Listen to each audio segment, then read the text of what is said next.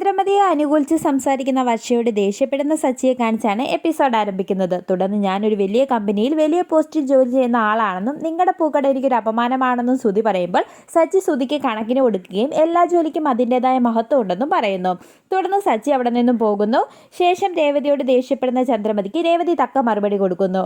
പിന്നീട് സച്ചി പറഞ്ഞ സമയത്തിന് മുമ്പ് തന്നെ സ്ഥലത്ത് എത്തിച്ചതിന് കസ്റ്റമർ 50 രൂപ അധികമായി നൽകുമ്പോൾ സച്ചി ആ പണം തിരികെ നൽകുകയും അർഹതപ്പെടാത്ത പണം എനിക്ക് വേണ്ട എന്നും പറയുന്നു.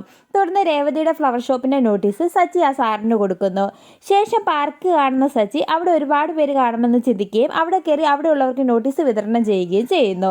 തുടർന്ന് അവിടുത്തെ സെക്യൂരിറ്റിയുടെ കയ്യിൽ കുറച്ച് നോട്ടീസും ഒരു 100 രൂപയും കൊടുക്കുകയും ഇവിടെ വന്നവർക്കെല്ലാം ഈ നോട്ടീസ് കൊടുക്കണമെന്നും പറയുന്നു.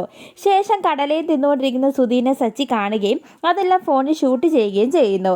ഇതേ സമയം അവിടെ എത്തുന്ന സെക്യൂരിറ്റി അവർ രണ്ടുപേരും ജോലിക്ക് പോവുകയാണെന്ന് വീട്ടിൽ കള്ളം പറഞ്ഞ് ഇവിടെ വന്നിരിക്കുന്നവരാണെന്ന് പറയുമ്പോൾ സച്ചി സെക്യൂരിറ്റി പറഞ്ഞെല്ലാം ഫോണിൽ പിടിക്കുകയും ഇന്നത്തോടെ നിന്റെ എല്ലാ കള്ളത്തരവും ഞാൻ പൊളിച്ചെടുക്കുമെന്ന് മനസ്സിൽ ചിന്തിക്കുകയും ചെയ്യുന്നു.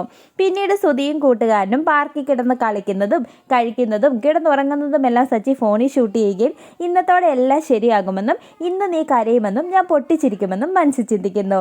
പിന്നീട് വീട്ടിലെത്തുന്ന സച്ചി ഇന്ന് ഞാനൊരു വലിയ മീനെ പൊരിച്ചെടുക്കുമെന്ന് രവീന്ദ്രനോട് പറയുകയും എല്ലാവരെയും ഹാളിലേക്ക് വിളിച്ചു വരുത്തുകയും ചെയ്യുന്നു.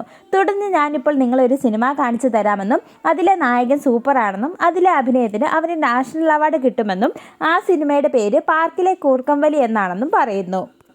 ശേഷം സച്ചി ഫോണിൽ ഷൂട്ട് ചെയ്തതെല്ലാം TV-യിൽ കണക്ട് ചെയ്ത് കാണിക്കാനൊരുങ്ങുകയും നമ്മുടെ ഓട്ടക്കാരൻ സുധിയുടെ യഥാർത്ഥ ജോലി കാണിച്ചു തരാമെന്നും പറയുന്നു. ഇത് കേട്ട് ഞെട്ടിത്തരിച്ചു നിൽക്കുന്ന ചന്ദ്രമതിയെ കാണിച്ച് എപ്പിസോഡ് അവസാനിക്കുന്നു.